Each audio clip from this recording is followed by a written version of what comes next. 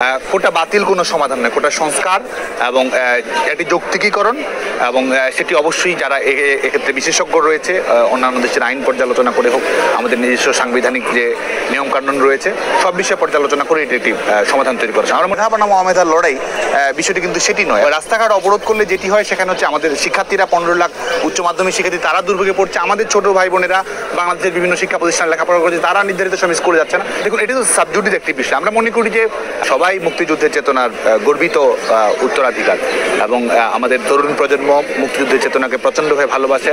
মুক্তিযোদ্ধাদের আমরা পরমভাবে লালন করি, তারা আমাদের জাতির শ্রেষ্ঠ সন্তান এবং মুক্তিযুদ্ধের চেতনার আলোকেই কিন্তু আমাদের গোটা দেশ যেন গড়ে ওঠে। তরুণ প্রজন্মের এটি অন্যতম একটি চাওয়া। যেহেতু এখানে আমাদের এর আগে 2018 সালের পরিপত্র জারি করার পূর্বে কিছু কোটা সুনির্দিষ্ট সংখ্যায় ছিল এবং সেটি কিন্তু সরকারি নির্বাহী বিভাগের পরিপত্রের মাধ্যমে সেটি বাতিল করা হয়েছে।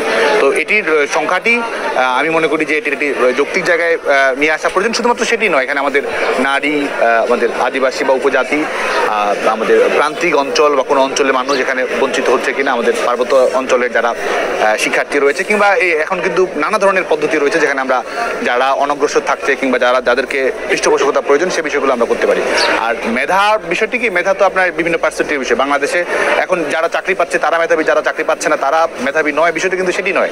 আর যারা বিশেষ করে বিভিন্ন সাংবিধানিক রক্ষা কবচের আওতায় যারা আবেদন করে তাদেরও তো প্রিলিমিনারি পরীক্ষা পাস করে লিখিত পরীক্ষা উত্তীর্ণ হয়ে পরীক্ষা অংশগ্রহণ করতে। এখানে কিন্তু মেধা বনাম অন্য কিছু সেটি নয়। বিশেষ করে সুযোগের এক ধরনের সমতা তৈরি করা, এক ধরনের ভালো একটি নীতি অবলম্বন করা, সেটি বিষয়। মেধা বনাম অমেধার লড়াই, বিষয়টি কিন্তু সেটি নয় এবং আমাদের কিন্তু সকল নাগরিকের প্রতি আমাদের সম্মানবোধ থাকা প্রয়োজন। আমরা নাগরিক হিসেবে শুধুমাত্র যারা সাফল্যের পরিচয় দিচ্ছে তাদেরকে আমরা সম্মান করবো, অন্যদেরকে অন্যভাবে দেখবো, সেটিও কিন্তু প্রত্যাশিত না। এবং আমাদের তরুণ প্রজন্মের কাছে আমরা চাই যে একটি যৌক্তিক সমাধান, এখানে বিদ্বেষ কিংবা অন্য কোনো বিষয় অবলম্বন করা সঠিক পন্থা নয় বলে আমি মনে করি। সে কারণে তাদেরকে আহ্বান জানাবো শান্তিপূর্ণ উপায়, বিশেষ করে যে রাস্তাঘাট অবরোধ করলে যেটি হয়। কারণ এখানে এমন একটি আন্দোলন বাংলাদেশে চলমান রয়েছে যেখানে সবাই আন্তরিক, যেখানে নির্বাহী বিভাগ আদেশ বাতিল করেছে, প্রজ্ঞাপন দিয়েছে, যেখানে সরকার পক্ষের আইনজীবী আদালতে অ্যাপিলেট ডিভিশনে গেছে।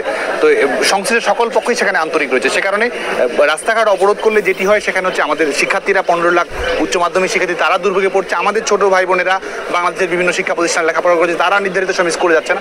আমরা তো যাচ্ছি মেধার সুনিশ্চয়তার জন্য। তো এখানে আমাদের ছেলে মেয়েদের লেখাপড়ার পরিবেশটিও তো আমাদের ভালো রাখতে হবে, আমাদের নিজেদেরও সেই বিষয়টি মাথায় রাখতে হবে যে আমাদের পঠন পাঠন শিক্ষার পরিবেশটি স্বাভাবিক রেখেই কিন্তু আমরা গণতান্ত্রিকভাবে আমাদের মতামত প্রকাশ করতে পারি।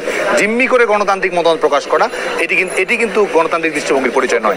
আমরা যেটি বলেছি সেটি হচ্ছে যে আমরা বিদ্যমান সমস্যার একটি যৌক্তিক, ইতিবাচক এবং টেকসই সমাধান আমরা চাই এবং এখানে আমরা সুস্পষ্ট হয়ে বলছি যে একটি বিচারিক পর্যবেক্ষণ যেহেতু রয়েছে, অ্যাপিলেট ডিভিশনের মতামত রয়েছে, এর বাইরেও আমরা মনে করি যে আমরা কিন্তু সুস্পষ্টভাবে বলছি মেধাভিত্তিক কর্মসংস্থানের সুনিশ্চয়তা এবং অনগ্রসর জনগোষ্ঠীর প্রতি সাংবিধানিক দায়বদ্ধতা, এটির সমন্বয়ের আলোকেই বিদ্যমান সমস্যার একটি সমাধান সম্ভব।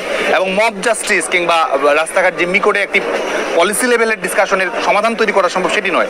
এটির জন্য প্রয়োজনীয় সময় নিয়ে সংশ্লিষ্ট সকল পক্ষের মতামত নিয়ে প্রয়োজনে কমিশন গঠন করে কিংবা অ্যাপিলেট ডিভিশন কি রায় দেয় সেটির আলোকে আমরা মনে করি যে একটি ইতিবাচক কল্যাণধর্মী রাষ্ট্রের উপযোগী একটি সমাধানের